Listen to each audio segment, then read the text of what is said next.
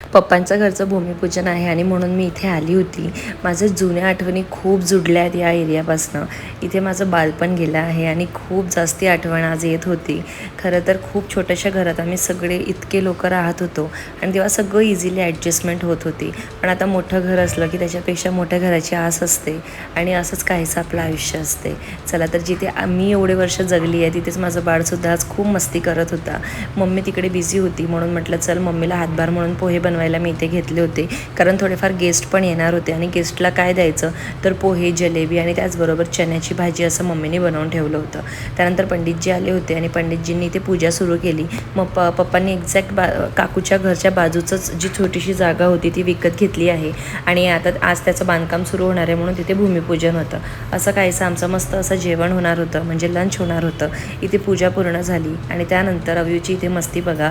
एक मामाचा हात सुटला की दुसरा मामा मस्ती करायला आणि लाड पुरवायला रेडीच असतो आणि अव्यू इतका इथे मजा मस्ती करत होता की कायच तुम्हाला सांगू. इथे माझे काही नवीन सबस्क्रायबर्स पण आले होते मला भेटायला. चला तर भेटूया नेक्स्ट मिनी व्लॉगमध्ये लवकरच.